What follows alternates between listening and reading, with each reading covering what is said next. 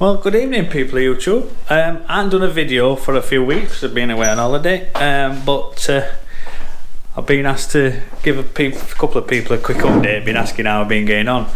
Now hopefully, if you can see from behind me, all this pile of crap that we had out of the shed has gone. That's because I've managed to get, not the shed complete, but I'll take you outside.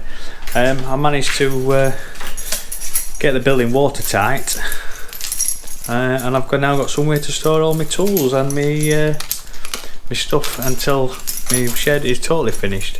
So I'll take you out and have a look. So as you can see,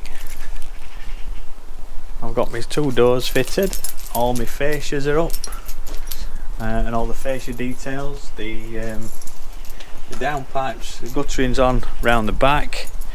And it comes down the I put wrong key in, so getting used to having a door on it.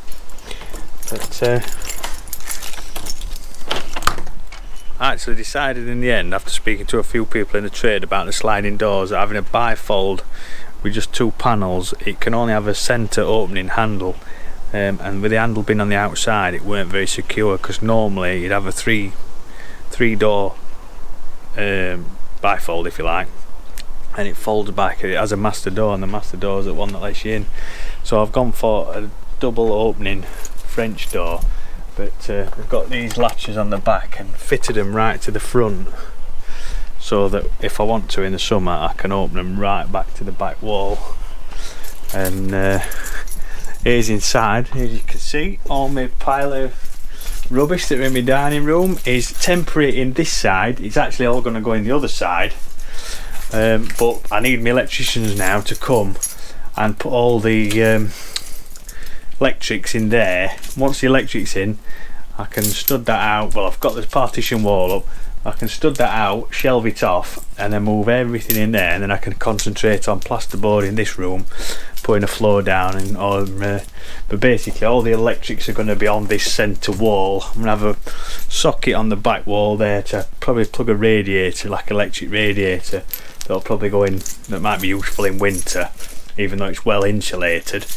Might just take a bit of a nip out of the air while anybody's sat in here watching TV or doing whatever on a winter's night. But other than that, it's all ready for plasterboarding and flooring in here once the electrics are gone in. You see, I've got all the cavity closers on as well before the doors were installed. At the minute they're just formed in and screwed in. But once the render's gone on, there's no point silicon sealing round them, because once the render's gone on, there'll be a small angle bead on there and it'll all be rendered up. This is my other composite door. This is the one I wanted to get the right key. This is the one I wanted to be really secure, because this one's going to have my motorbiking and all my tools eventually. So it's got an anti-slam lock on it, which means I can just, even if I get to lock the door, if I just close it, there's no handle, so it's literally need the key to get in.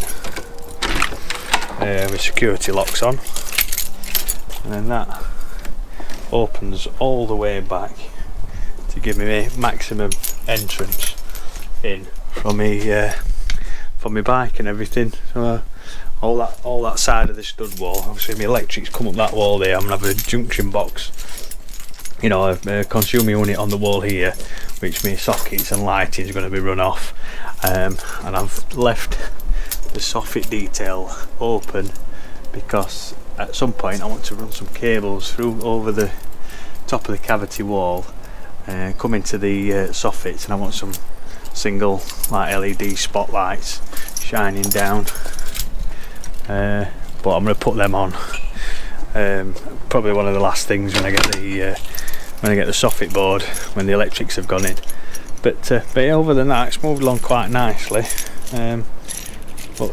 Yeah, the next job now is the electrics have got to go in, and I'm hoping that big coil of cable over there, and the electrician will tell me whereabouts in the house. I'm assuming I'm going to have to dig a channel all the way down the side of my house because my main consumer unit's just behind where you can see that downpipe there. So I dig a channel there and it can tap into my house main board and put me like a, you know, put the outbuilding, if you like, on a separate fuse spur. But yeah, there you go.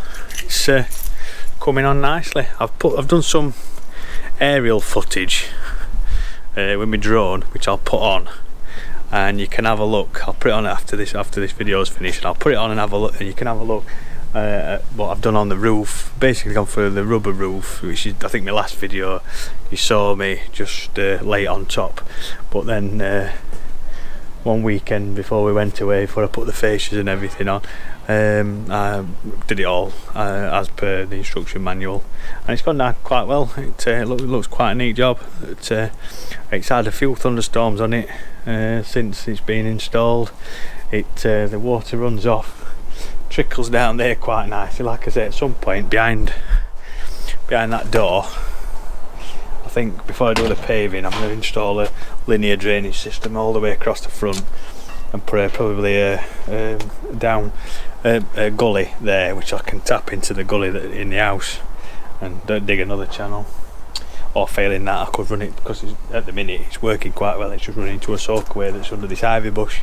So, you know, it's running into the old concrete post down there, keeping it away from the building and just chucking it in there, and it's soaking away nicely, which I could do it at that, but ideally I'd get rid of the water properly. But there you have it. I'll let you have a look at the drone footage, a few photographs, a small video, and hopefully I'll carry on uploading videos when I do a bit more. Catch you later.